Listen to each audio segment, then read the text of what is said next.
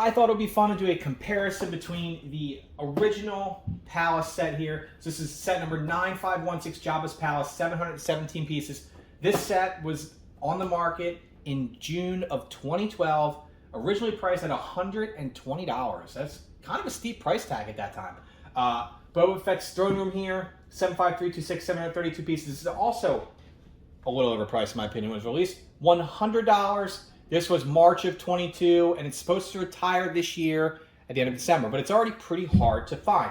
So, current value. So you can get this set on sale for like 80 bucks right now.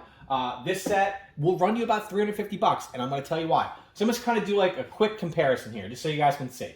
And I'll let you know which ones I think is better now, when it was released, all that good stuff. And if y'all are new here, slap that subscribe button because we have a ton of these videos that I'm going to be doing, a bunch of comparisons, all that good stuff. And if you're interested in the full set review of this one, I do have it on the channel, as well as I believe I have this one on the channel too. All right, so without further ado, let's get this quick little review started.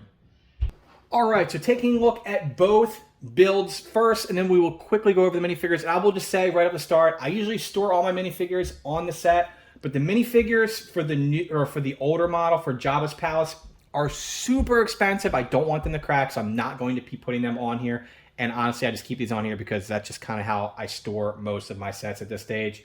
Probably not the best thing to do, but that's how I do it. So, the builds.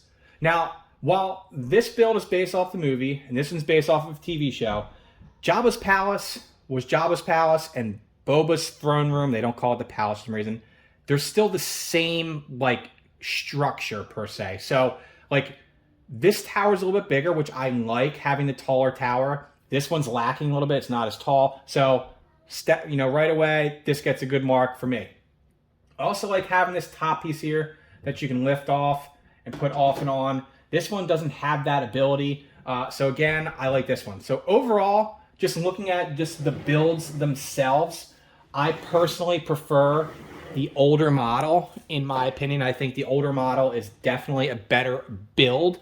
Now, going all the way around here, we'll make sure you can see both sides of the set. Now, the older model came with like an add-on. It came with the Rancor pit, which you could add on to it. This one didn't have that option, which kind of stinks because I was hoping that we get another Rancor at some point in time because it is fitting for the book of Boba Fett. Again, I personally, when you look at the backside, they're like, I mean, you look at them, they're like almost identical in different ways. But this one's a little bit taller. Again, for me, I personally like the older model better than the newer model from both the build here. The overall build is much better, in my opinion, in the older model than the newer model. Now we will quickly take a look at the minifigures. The minifigure lineup for both of these sets packs a big punch. So the original 9516 has 9 minifigures as well as the Han Solo and Carbonite. And includes this big fig of Jabba the Hutt. And he looks really, really good. This will run you like 50 bucks right there. We're just going to go all the way down the line here. Quickly, we have Chewbacca. Nothing too special with Chewbacca. And then we have this dude here. It's Salacious and Crumb, I think his name is called. He cracks me up every single time I hear his stupid laugh. It gets me. And he's like $25. It's crazy to think, right? We have Han Solo's Carbonite here. I really like this because you can clip the minifigure there in the back. I thought that was a brilliant, brilliant addition there. And we're just going to keep popping these figures up here. We have a Gamorrean guard. He looks really, really good. I think he runs you like 15, 20 bucks here. Next up, we have Han Solo here. He's a decent fig, but really, to me, there's nothing that special about a Han Solo minifigure at this stage of the game. I have a ton of them. Now, next up, we have Bib Fortuna. He looks really, really good. I think he's like a $25 fig too. Like, the minifigure lineup in these sets really is phenomenal. And the older model, really, this is what makes the set. Ula, 50 bucks all day. That's a great figure. They will probably never make this again. So if you want to have this fig, you almost have to buy this set. And here we go. Here is the prized. Whoop. Oh yeah, I caught that one. That would have been bad. So, Boushh Leia. I had to have this figure. I wanted the Ula figure. I bought the set for her. $100 all day. This is a phenomenal figure. I don't like to take her helmet off and do too much with it because I don't want her to crack. Luckily, I caught it when I dropped there a second ago. She's going into a case, and that's where she's going to live the rest of her days here in my collection. Now we move on to the other figures for the other set. Going right down the line here for the figs for the Boba Fett throne room. The first fig, we have the Weequay guard, and he looks really, really good. And we're just going to rapid fire down the line here. My next up here is Fenic Shand, and she looks really, really good. I'm a huge fan of her character, and I'm a huge fan of this figure. Now, one of the only figs, I'll say this is the only one really, that we know for certain is in both, is Bib Fortuna. So he's in both sets.